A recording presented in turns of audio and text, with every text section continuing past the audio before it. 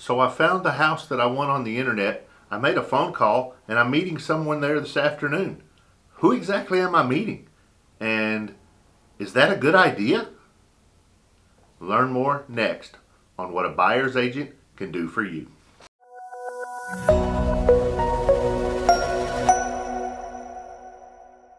Hello, I'm Anthony George with Remax Syntex here in Waco, Texas. Each week I post a video about real estate in the Waco area. If you like my content, please consider hitting the subscribe button or the like button or the little bell to be notified each Monday when I put out new content. Today, I would like to speak about what is a buyer's agent and do you need one? This question arises as people look for a new house, never bought a house, first-time home buyers, haven't been in the home buying process in a long time, but with the advent of the internet, can I just do it myself? Great question. Today I would like to go through the different reasons why or why not you should hire a buyer's agent. Number one, a buyer's agent works for you. Let's say you're driving through the neighborhood, you've been searching the internet forever looking for a house. Today you see a sign that you've never seen before in the front yard, so you call that number on the front yard and you ask the individual on the other end of the line to come show you the house. First of all, the listing agent or the seller's agent who has the sign in the yard works for, you guessed it, the seller. They represent the seller's interest. Who represents your interest in buying the home? Well, if you meet the seller's agent at the house and decide you want to work with them, everything that they do in that transaction is to help the seller sell the home. Your interests are not covered by them. They may want to use an intermediary. Let me explain what an intermediary is. An intermediary would be an individual within their office or their brokerage that would represent you. These two individuals work together. However, through this transaction, you would be assigned a buyer's agent, they would be the seller's agent, and even though they work in the same building, this buyer's agent that is assigned to you or that you decide to work with is supposed to have your best interest at heart. Should you work with them because the seller's agent recommended them? That's up to you. And at any point before you sign a representative agreement, you can choose who you would like to have working for you. So what should you do? You want to go look at houses. You've seen the sign in the yard. You don't know how the process works. You've never done this before as a first-time home buyer, or it's been a long time, or you move into this area and you don't know anyone.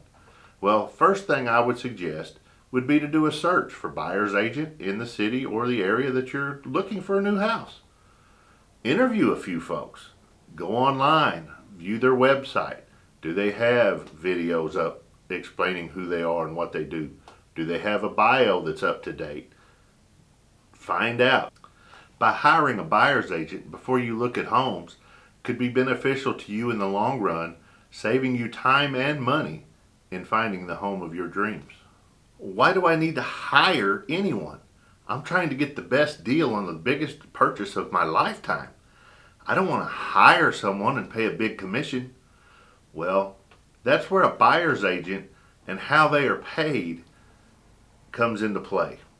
99.9% of the time, they are paid through the transaction, meaning the seller pays a commission to the seller's agent that is then part of those proceeds are given to the buyer's agent for bringing the buyer to the table, meaning the home buyer is out of pocket nothing or a slight fee in, like I said, that 0.01% case to purchase the home.